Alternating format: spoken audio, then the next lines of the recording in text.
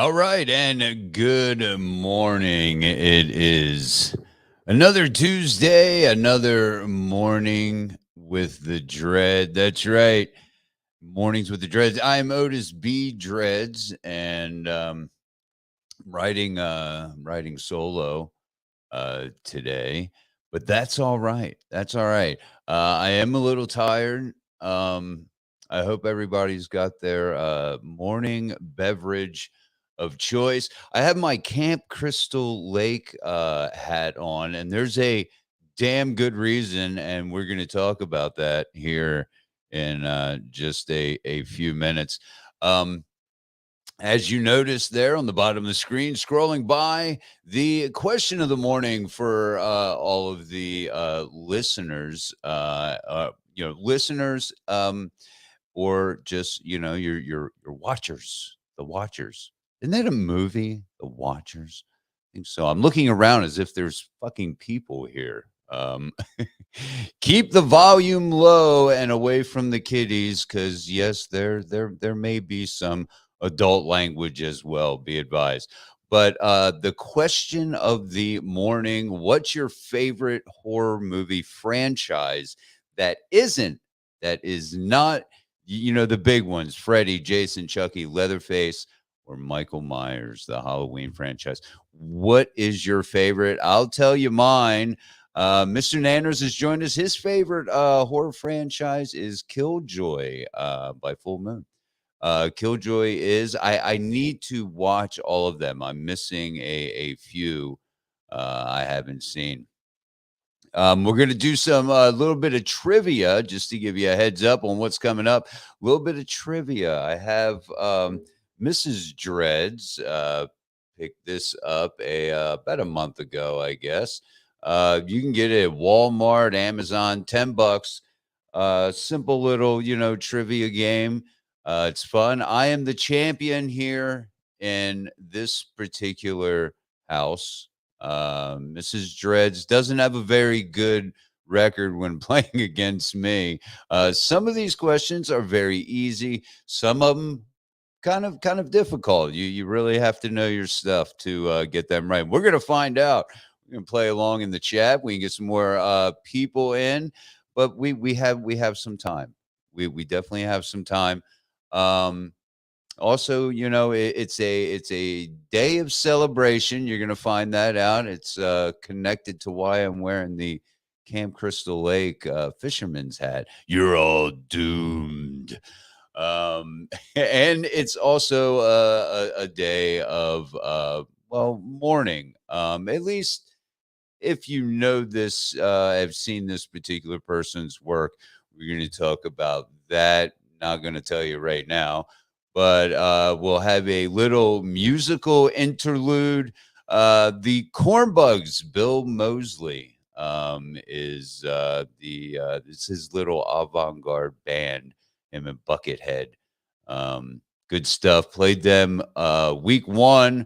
You can check out the previous episodes of Mornings with the Dread.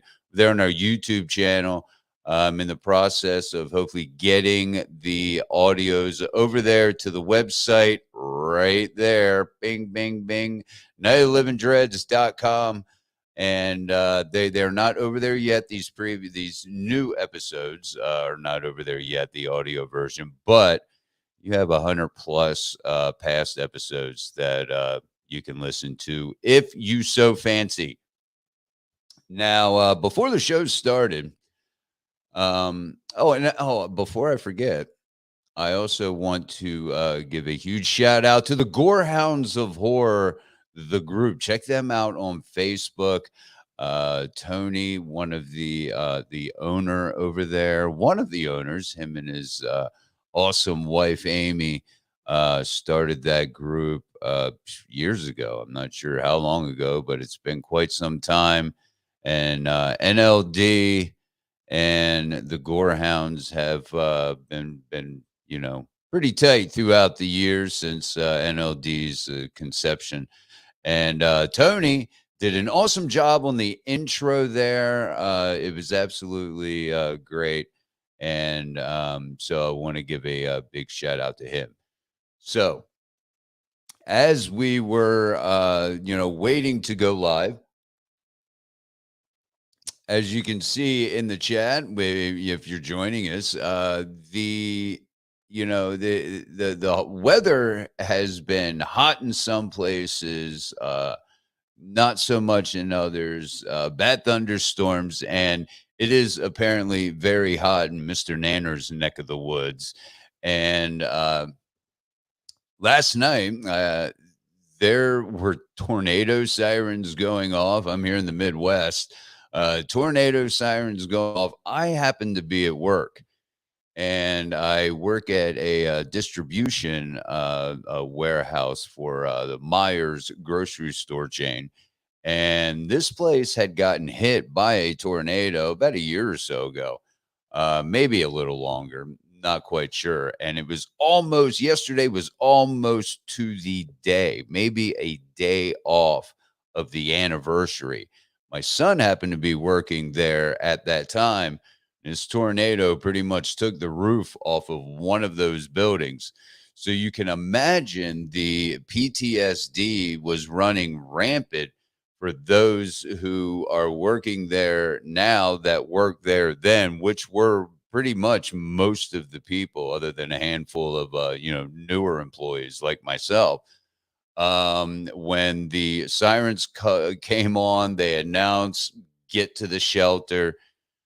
It was a little bit, scary, not as scary as some other times. We had here in Ohio, we had a big, at about 15, I believe, tornadoes touch down in Ohio, and quite a few of them around where me and Mrs. Dreds were staying, which is not that far from here. And that was pretty scary, to see the the sky, turn almost green, and then all of a sudden, bam, and, I was like, "Alright, Mrs. Dreads, we're going to the basement." I was legitimately, scared. Not so much last night, but at that particular time, a few years back, with the tornadoes here, yeah, it was scary. The winds got pretty bad last night, but it's a lot cooler now. Probably, maybe in the 70s, if that. Right now, may not even be that.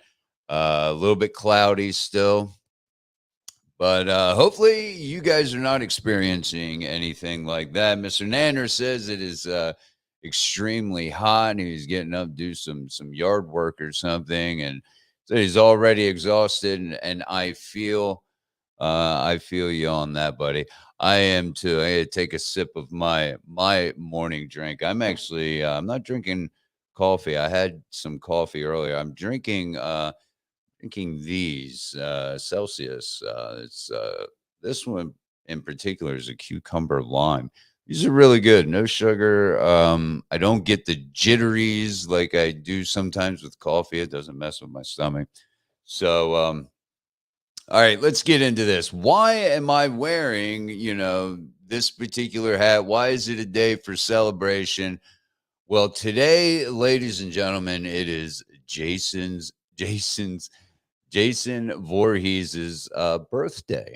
That's right. Born in this small town of Crystal Lake, as everybody knows, on June 13th, 1946. Now, of course, Betsy Palmer, being the great actress that she was, did quite a bit of research on the backstory of her character, Pamela Voorhees.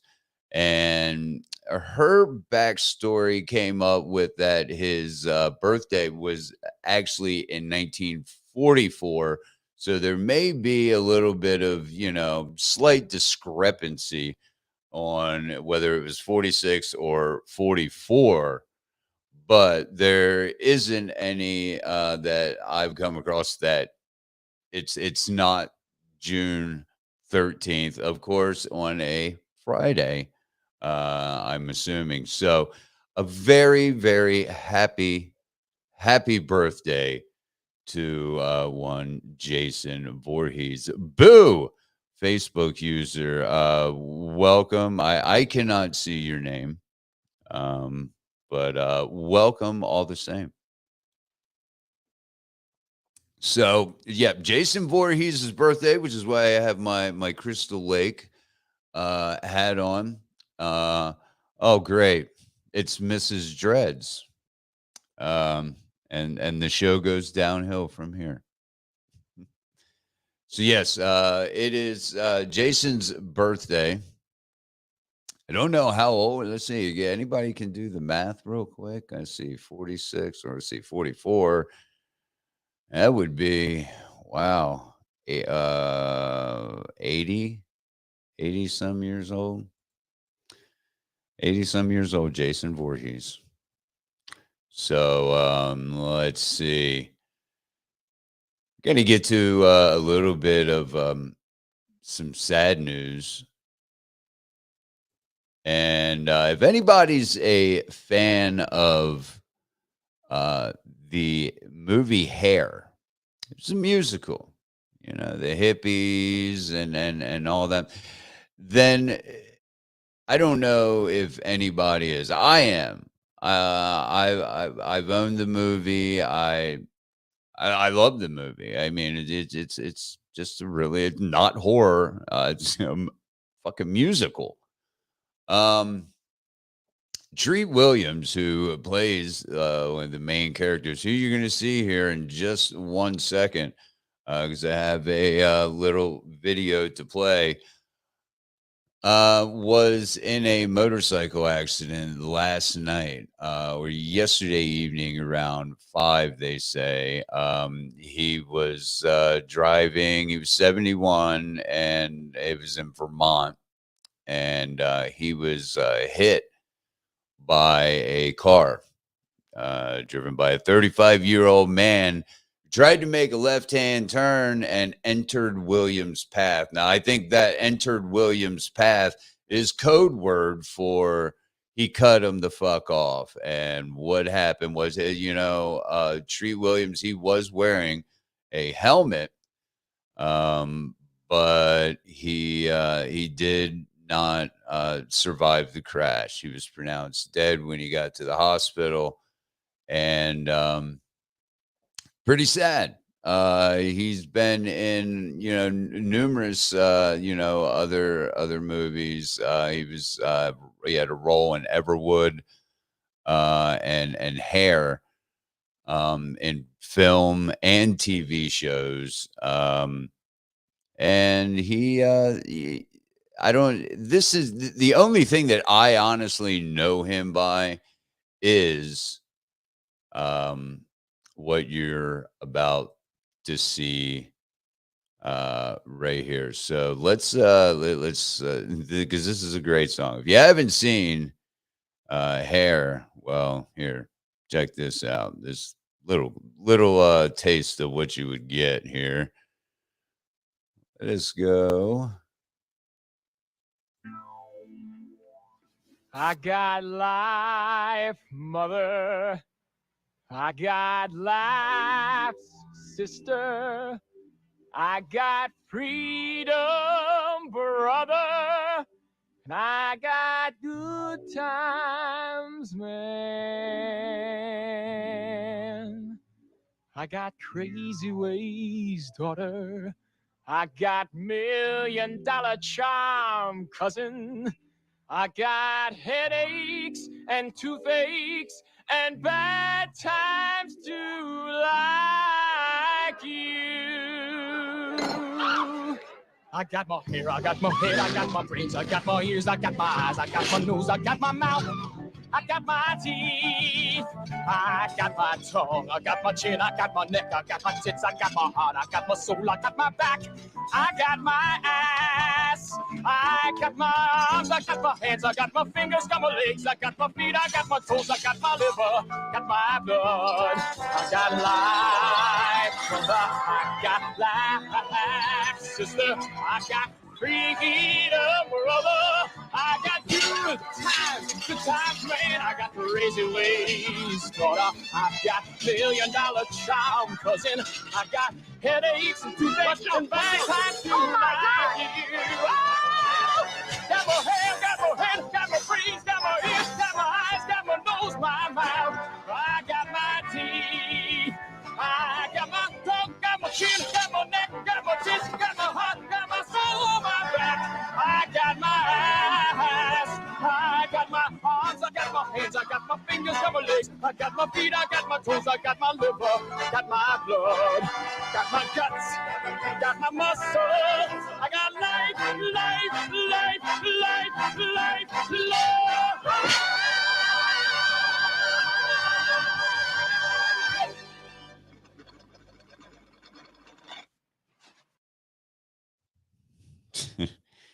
That's some good stuff. I don't know if anybody again has seen that. It's worth the watch. I promise you, it is worth the watch.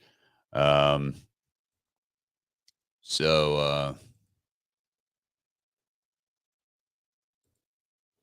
sorry, doing things.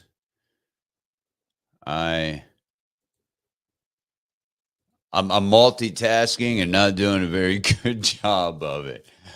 In the second half of the show here, in just a few minutes, we're going to have writer, producer, director, Mr. Dave Kerr. He's going to pop on. He had just started, I believe, according to the Facebook post, had started filming on Slasher Nurse, his newest project. We're going to talk as much as we can about that, as well as his other projects. Bloody Summer Camp, Go Away is about to premiere. I cannot remember the date. I'm such a horrible host.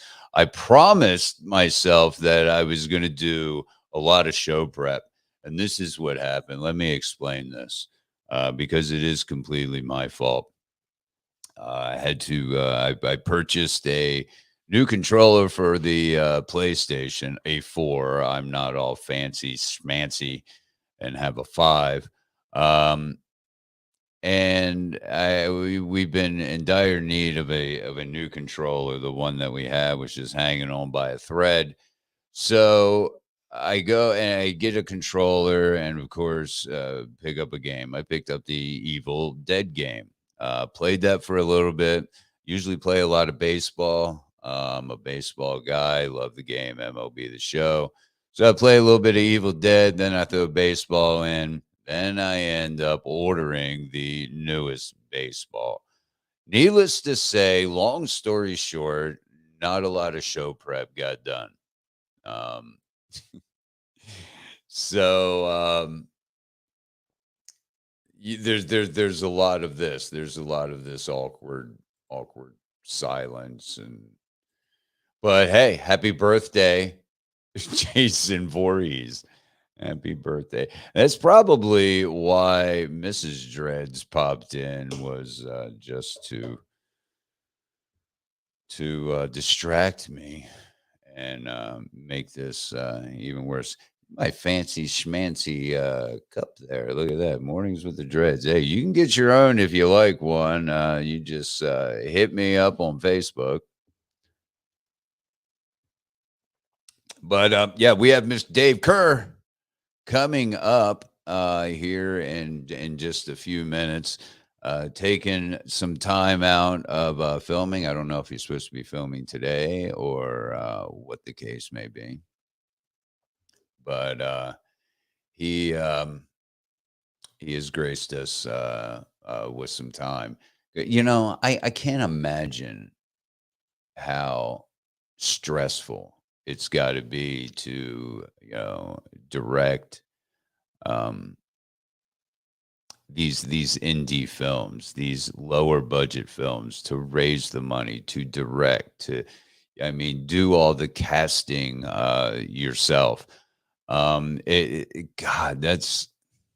don't know if I could handle it. I have a hard time handling my 2-year-old grandson. I don't know if I could handle doing that. I mean, hats off to all of the indie directors out there trying to get projects going, which I'm part of one of those projects I'm going to talk about right now. That's right, Hellvirus Haunted Asylum of Horror, directed by Mr. Morgan Wellborn. And it is on Indiegogo right now. I'm sure that if you went to Indiegogo and searched for Hellvirus Haunted Asylum, it would direct you where you need to go. Um, I'm a part of that. I am playing the role of Dave the Stoner. Go figure, right? Um, but couldn't be happier to be a part of yet another uh, installment of the Helvira saga. For those who have seen um, Helvira on the Run, I did a little voiceover with that one. That was fun. If you haven't seen it, shame on you. Shame, shame. You can own it. You can check it out all over the interwebs. Google that shit and find it. Um, as well as go over there, help Morgan out and help all of us out. Myself, I believe I'm not the only one who's a first timer in front of the camera. Um, so, it would mean a lot to all of us involved in this project, the whole cast and everything. If you could help out, and I know times are tough for, a lot of us. So, can't help out, at least if you can't help out financially, and hey, a dollar. Yeah, you can get 10,000 people to donate a dollar. There you go. Um, Maybe I'm shooting a little high there, but yes, you can donate anywhere as low as a dollar, all the way up to whatever you can afford. And if you can't afford to help out the project financially, uh, please share it far and wide. Um, Share it all over the place. Talk about it. This is something that's really exciting for all of us. And that is just one of many projects, so many indie projects right now that are going on. Uh, some we don't even know. I don't even know of. And you got to give it to films like Terrifier, who really set the bar with these lower budget horror projects and what they can do for the scene of indie horror, because mainstream horror I don't think is doing a very good job. It's remake after remake after remake, reboots, and just not letting these classics remain classics. You know what am I trying to say? Tater tots? I tarnishing, in a lot of people's eyes, the horror industry.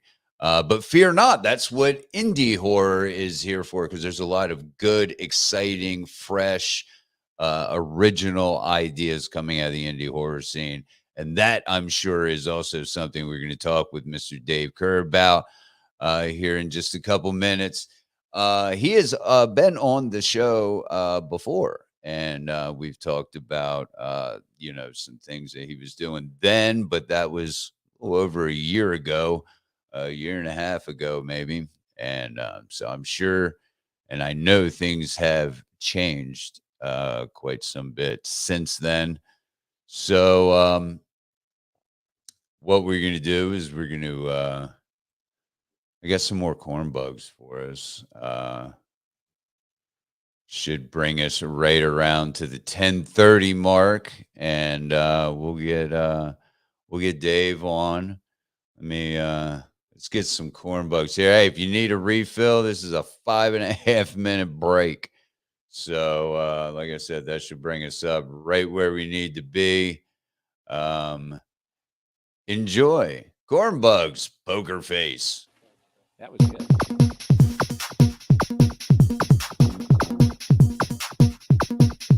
There's a hole deep in the ground underneath the rotten door. Leading down to God knows where is a winding wooden staircase. Listen to the viper hiss, lick the chocolate bumblebees. This is home of Poker Face, eater of the human race.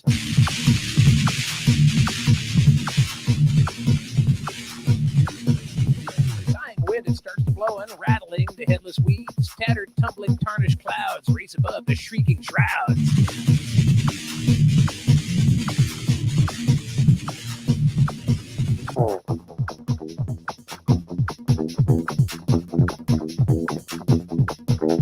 Listen to the monkey scream, taste the blood of Guinevere. This is home of Poker Face, dressed in leather and in lace.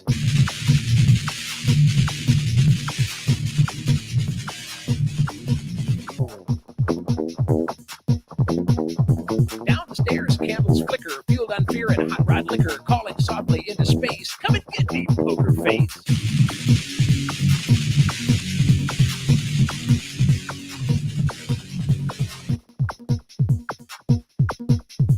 Listen to the monkey screaming as he bangs his little drum. Taste the metal taste of fear. It's way too late to turn and run.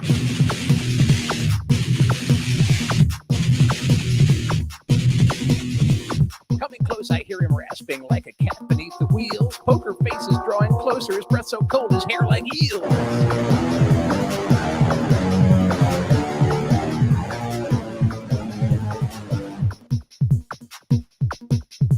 In his claw, he's got a meat hook. Hooves are shod with rusty steel. Poker Face is salivating. I'm to be his evening meal.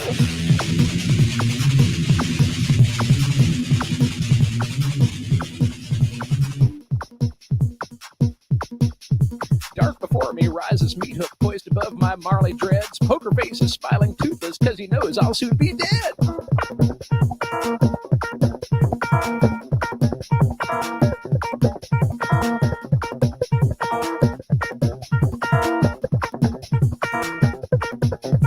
Listen to the viper hiss, lick the chocolate bumblebees. This is home of Poker Face, eater of the human race.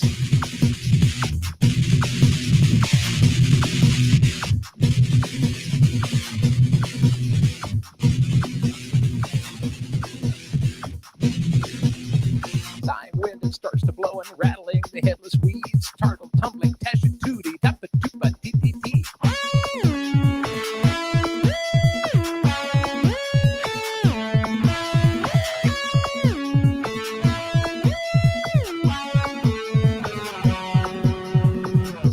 Monkey scream, taste the blood of Guinevere. This is home of Poker Face, dressed in leather and in lace.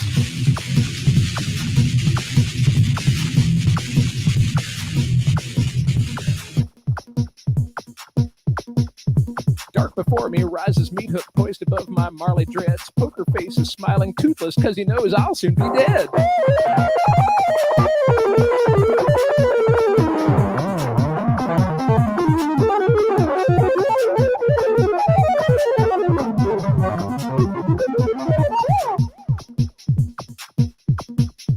Poker Face, I bring you greetings. Do not kill me, don't be mean. Come and share this bag of candy. Happy, happy Halloween.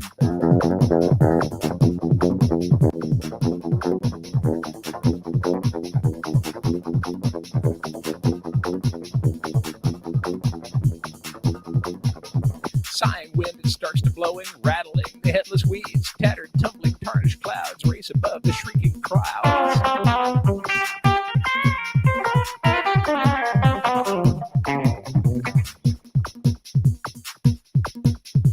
Listen to the monkey scream, taste the blood of Guinevere. This is home of Poker Face, dressed in leather and in lace.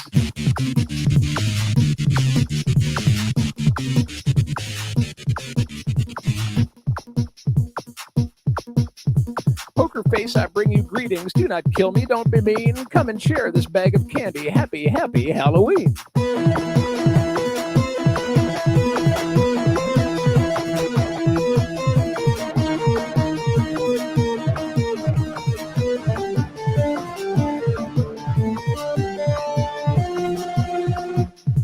Listen to the monkey screaming as he bangs his little drum. Taste the metal taste of fear, it's way too late to turn and run.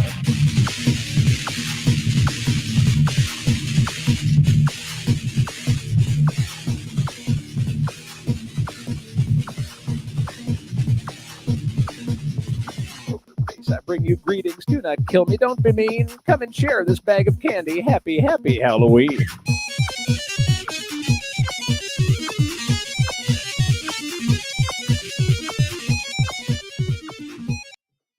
There you go. That was the Corn Bugs. I don't know if anybody's familiar with the Corn Bugs. Yeah, and that was Bill Mosley. They're heading the vocals up. Welcome back. We have, as promised, Mr. Dave Kerr. Dave, how are you, sir? I'm doing good, man. Hey, thank you for joining me. You got to be busy. You started filming Slasher Nurse here the past week. You got a week of shooting in. Tell us about that. Let's jump right in. Yeah, we got 4 days done. They were kind of only half days, but it was pretty stressful week going from because I work a 40-hour week job. Right. Basically everyone was going straight from their jobs who were working during the week to the church filming till 10 o'clock and packing up and then getting home at 11 and then doing it all over again. But it was great. We got a lot of amazing shots at the church location.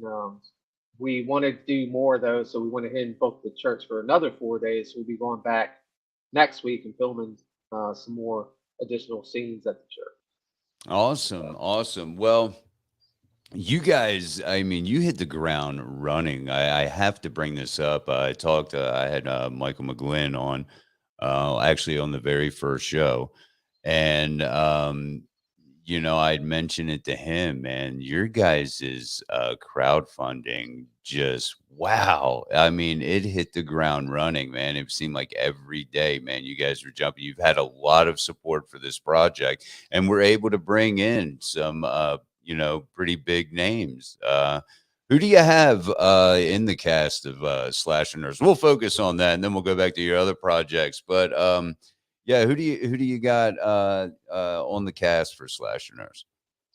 Well, we actually just filmed with Melissa Rose. Nice. She's one of the last people that we announced, but she's the first person that we worked with. We worked with her 2 times before, and we love her. We're always going to try to get her in our films. So we filmed with her, and then the next person that we currently have scheduled to work with is Jim Crut from Dawn of the Dead, Helicopter Zombie. Yeah, We filmed with him mid-July, and then we have Darcy the Mail Girl, Diana Prince from that's The Last awesome. Drive-In. We're Hmm. filming with her at the hospital in August.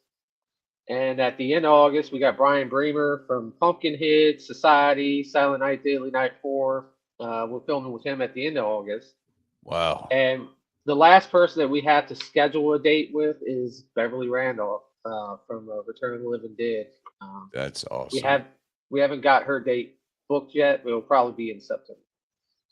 That's yeah, that's good stuff right there. I mean, names that everybody knows as that, they may not recognize the name, but you say helicopter zombie. Everybody knows who the hell that is, but of course Yeah, everybody knows who, Melissa Rose is. But and and all of them. One of the key things about them is every single one of them are fan favorites that are just if you meet them in person, they're just the most genuine and amazing people. So we're excited about and that makes, that I'm sure that lowers the stress a little bit because, as I mentioned before you hopped on, I couldn't imagine, doing with, a lot of lower budget indie directors do. And because you don't have unlimited finances, I mean, it is a good day when you can book some of these,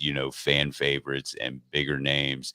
Man, what a tough job that's got to be, man. I mean, all of the, I mean, people think, yeah, you just write a script, go out and film. It's not really that cut and dry from what I've seen. I've never been in your position, but I mean, yeah, I mean, you have limited days that you can get certain locations if you're renting the place out and whatnot. That's got to be a hassle, but the payoff is what really counts. Yeah, like the church.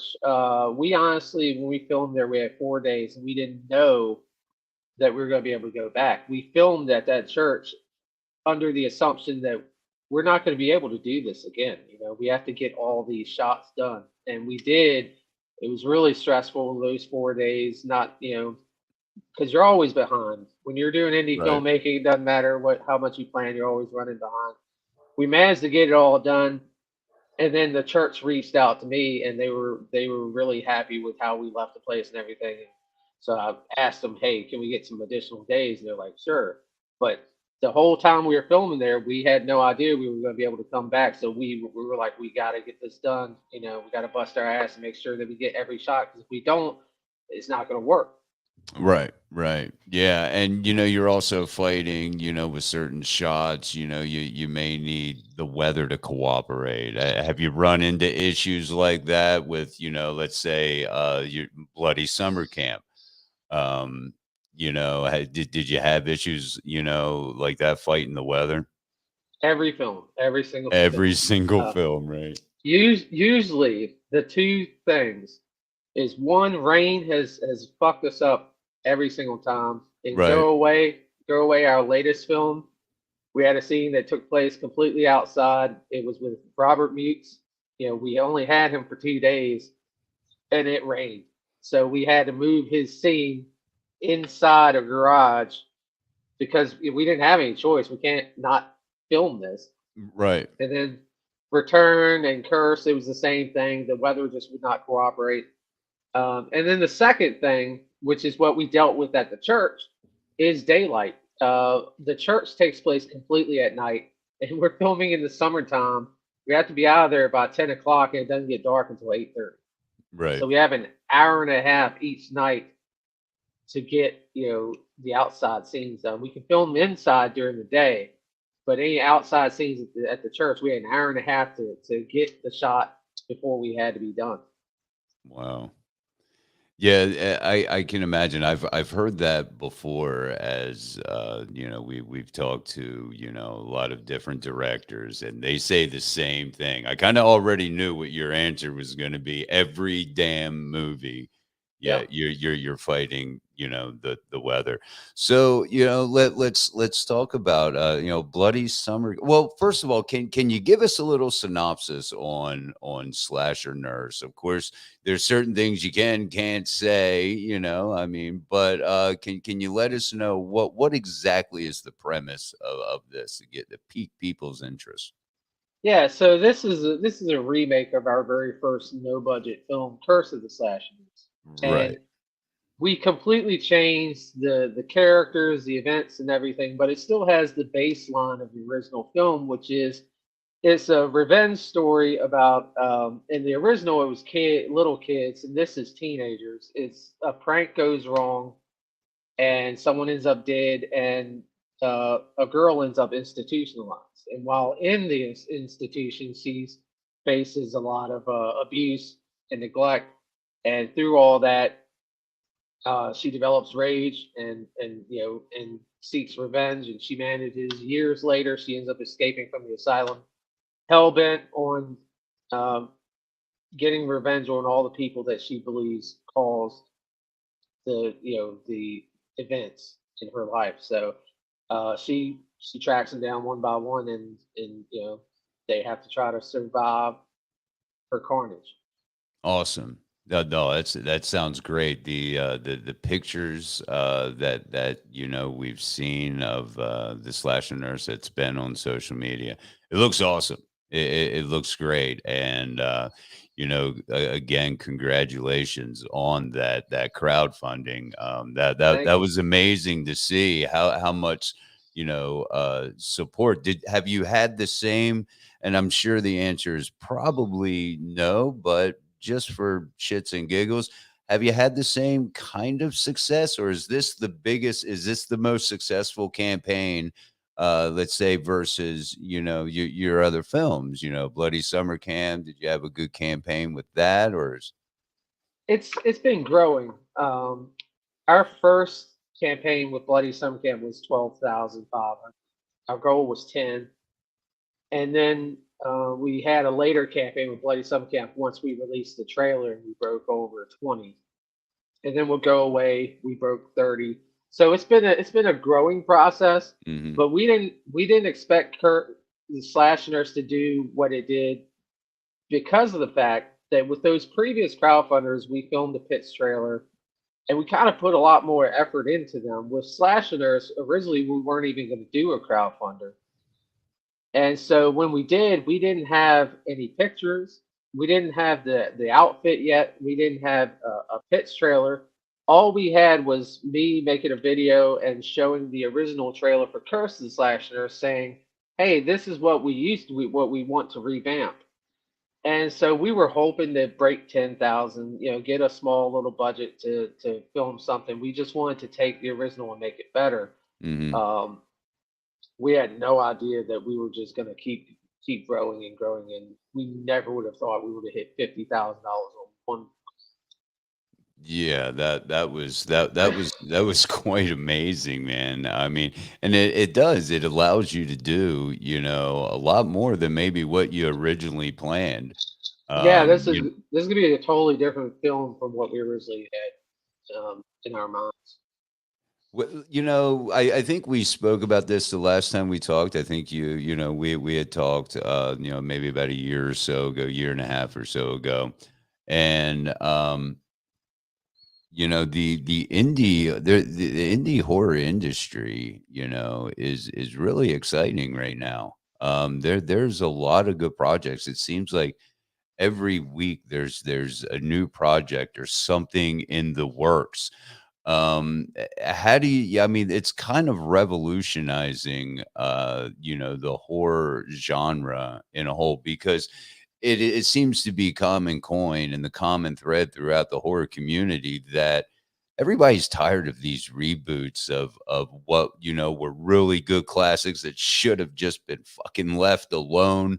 And people are just, just redoing it, bringing it up to speed with today. And it's people I believe are really quite tired of that. I'm assuming you feel the same way, and that's why I'm a huge indie horror fan. That's why when, if I go to any streaming service, it's usually Tubi. Tubi has a lot of great, lower budget, original ideas. That's I think the main thing that comes out of indie horror. Yeah, definitely. I made Bloody Summer Camp because of the fact that I wanted another camp slasher that wasn't a remake, because I think where they fuck up with remakes is I don't think they actually ever care about what the fans want. Mhm. The only reason that, and John Carpenter actually mentioned this, the reason they do so many remakes is because one of the biggest money um, spending in making films, big budget films, is marketing. If you make a film that already has an established franchise and fan base, you don't have to do near as much marketing. If you make a I've heard Halloween yeah. movie, I've heard people him know what say it that. is. Yeah, I know what you're talking about. Yep. But the problem is that they don't give a shit about the actual film, because what they do is they take it and, one of the things that people loved about Halloween and about Friday the 13th is because of the fact that it took place in the 80s. And the first thing they do is fucking have it take place in modern time. Right. People hate modern time. you know Yeah, right. that takes away a lot of the appeal that the originals had. That's what I wanted to do. I wanted to go back. I wanted to make a camp slasher that took place in the 80s. And because like you said, Lynn, a lot of people are just tired of the rehash, where you're taking things that people love and just destroying it by making it into something that's just a cash grab. Um, So yeah, that like I said, that was the whole reason that I made Blade Summer Camp. I think a lot of people are hoping with this boom with the independent horror film.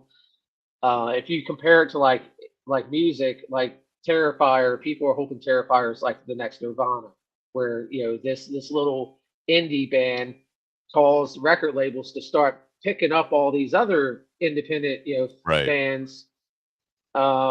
I think people are hoping that Terrifier does the same thing for indie film, where they'll look at Terrifier and be like, hold on, this is a moneymaker. Let's look at some of these other independent filmmakers and see what can Exactly. come out of it. I don't know if it's going to happen, but I think it definitely has opened eyes to other people who haven't really been paying attention to independent horror films. Um, but yeah, you're right. There is definitely a boom of filmmakers. Um, some good, some not, as far as keeping promises and everything.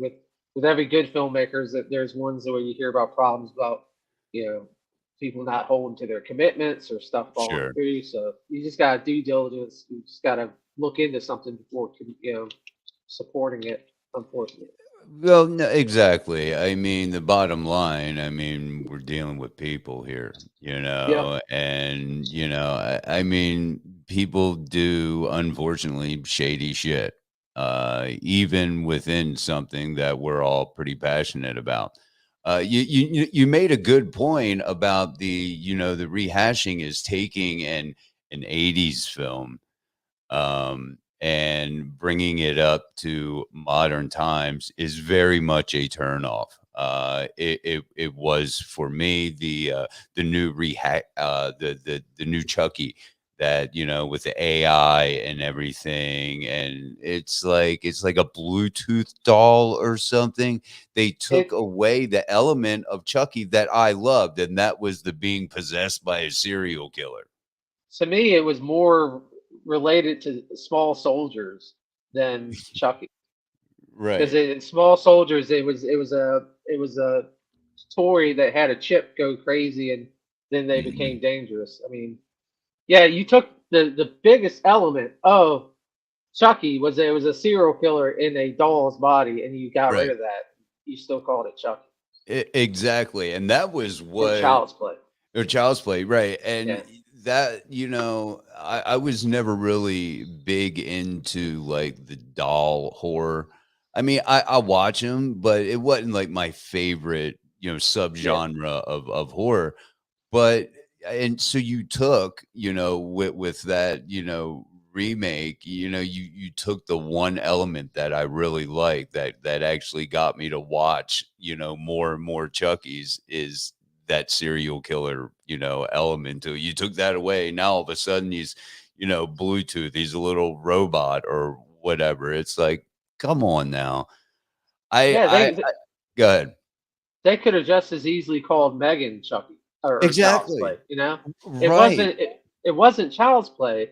If you had just retitled the fucking name of the movie, it could have stood on its own 2 feet. But then you would have to market it more.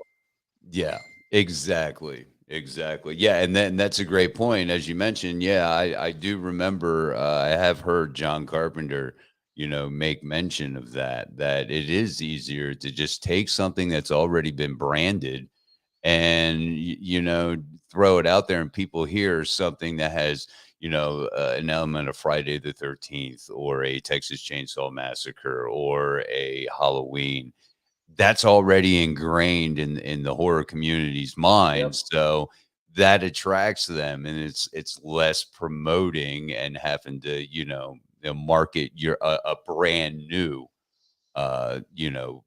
look or brand or whatever. Yeah, that makes perfect sense.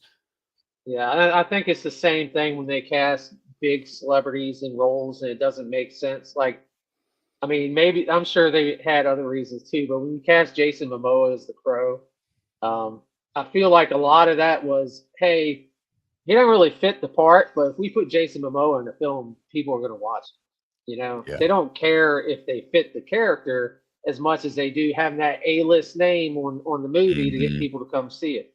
Mhm. No, It's exactly. all I didn't even know that he's gonna play the Crow. he was that version fell through. Right now, it's Bill Skarsgård, the Oh, guy that okay. played Pennywise. Right. He has been cast. They went through. Luke Evans was going to be the Crow. Uh, Bradley Cooper was going to be the Crow. Jason Momoa was the last one before it fell through, and now it's Bill Skarsgård.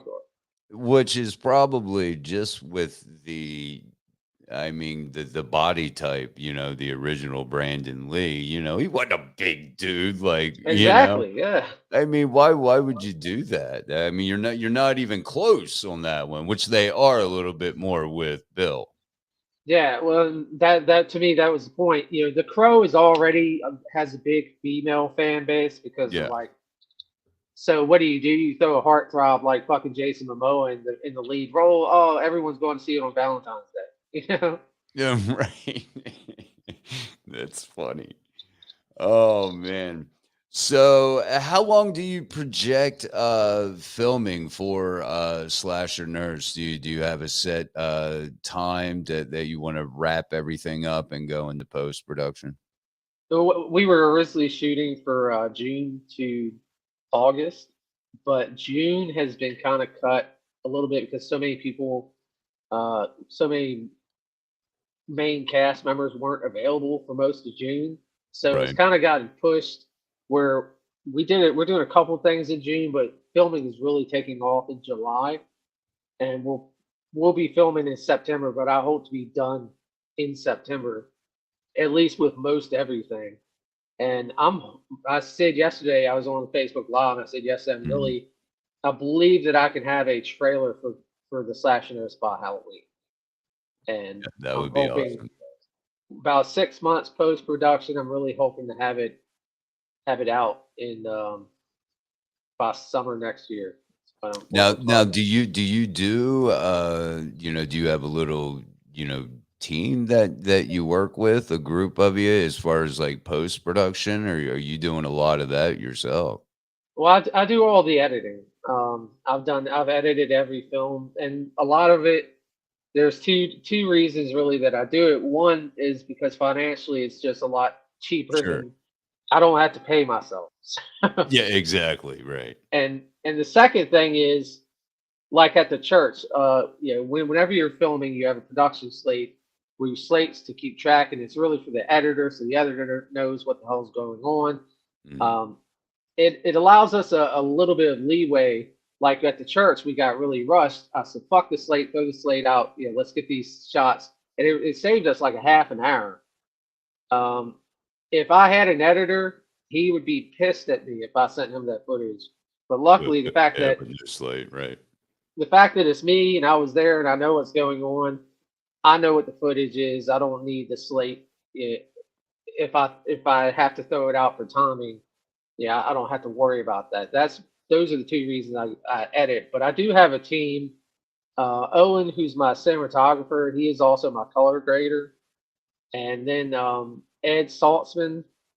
Ed is my sound mixer. He's the one that's mixing that mixes the sound because I'm terrible at sound mixing. I can't do it. Right. And then I hire someone for the score. Previously, Adam Robertson has done my scores in the past. I don't know who's going to do the Slash and Nurse yet. I haven't hired anyone yet. Right. Um, I had something I was going to say and I can't remember. No, that's great. At least that you can take and minimize. Again, low budget. You got to cut costs wherever you can, and doing shit yourself. Yeah, can save a lot of money. Yeah, writer, director, editor, producer, PA, Exactly. office assistant, promotions. We do it all. Yeah, and then and having it all done mainly in-house, man, and not having to, go out, outside of, yourself, or at least that small group, that small core, definitely saves a lot of money. What Yeah. is your favorite horror movie franchise that isn't Freddy, Jason, Chucky, Leatherface, or Myers? See. By franchise, do you mean like something that's got more than one film?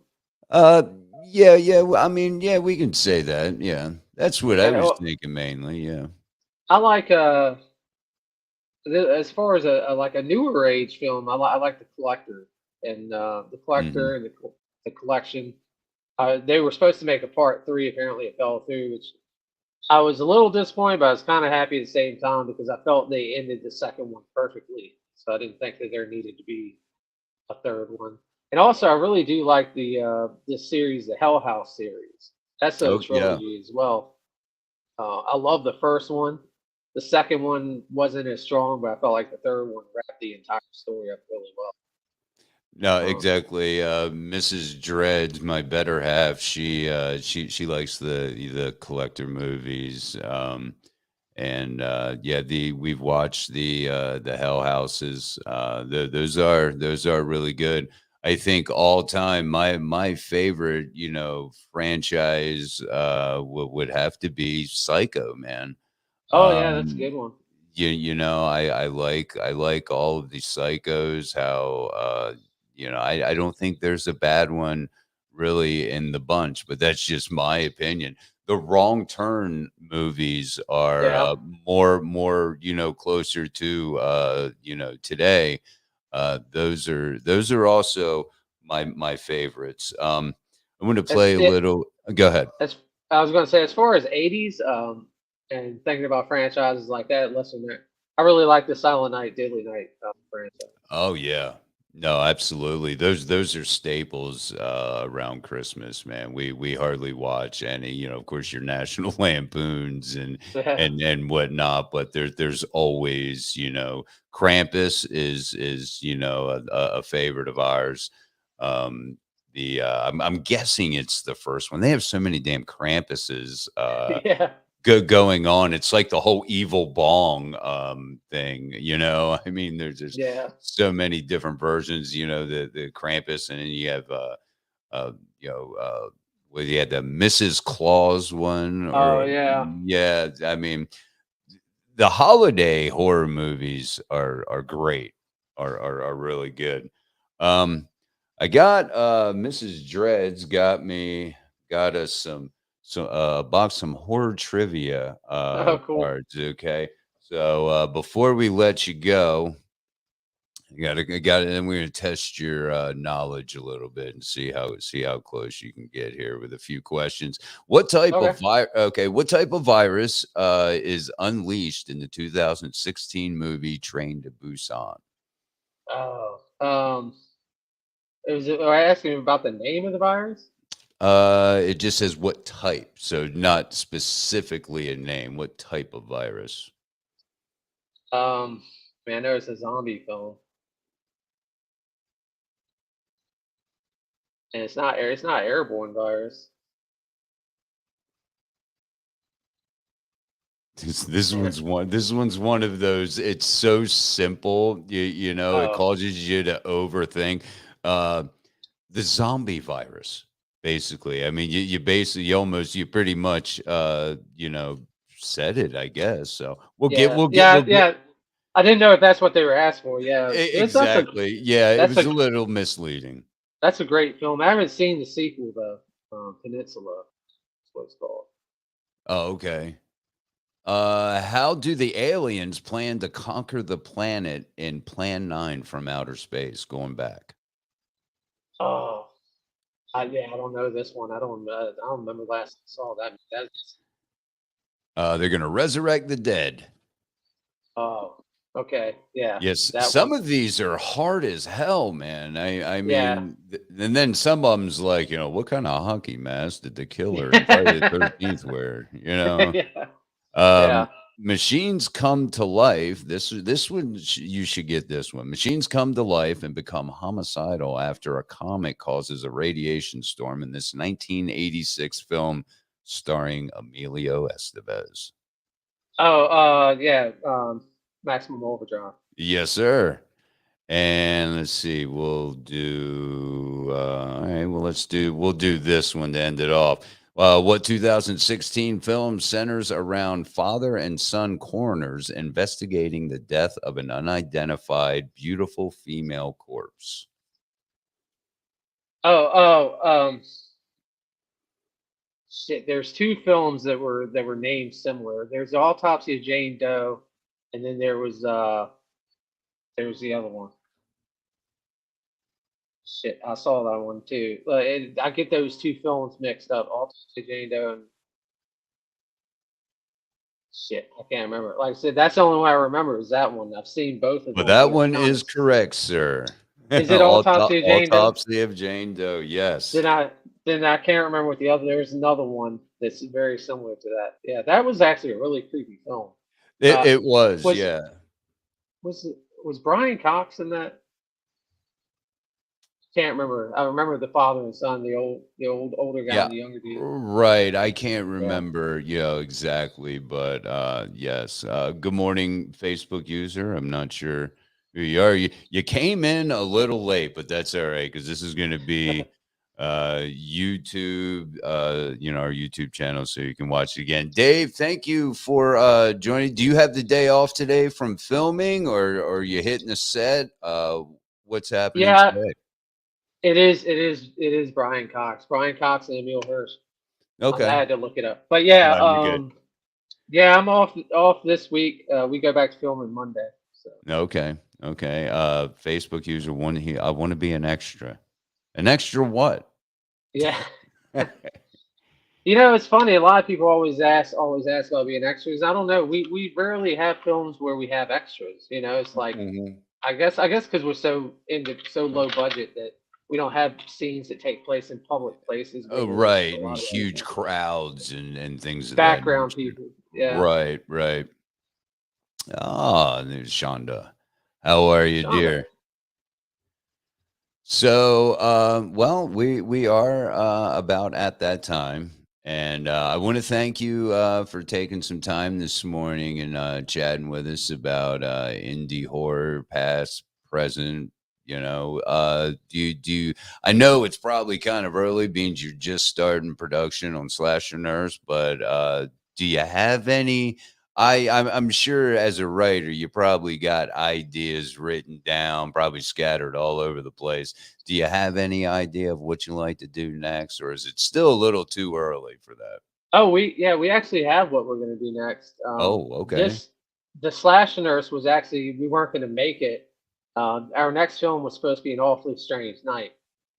Um, when we have the pitch trailer and everything that we've shot for Awfully Strange Night, but we had to wait until Go Away was done before we could get the pitch trailer done for Awfully Strange Night. And so since we were waiting on that, we couldn't do the crowdfunder until we had the pitch trailer for that. We pushed Awfully Strange Night to like the start of next year, and we went ahead and put Slash Nurse in for this summer. So Oh, Awfully okay. Strange Night. Yep. Um, and I'm glad that you mentioned Go Away because I would have kicked myself in the tuchus if we didn't mention the premiere. You've pretty much sold that out, or is it sold out? I know there was only maybe a handful of seats left. Tell us Yeah. all the info for that. Where it's going to be, the Alamo, I believe. Yep, the Alamo in Winchester, Virginia. It's next Saturday, June 23rd. Sadly, it is sold out. I got them. We got them to make the theater bigger once before because it sold out on their first one, and they gave us a bigger theater.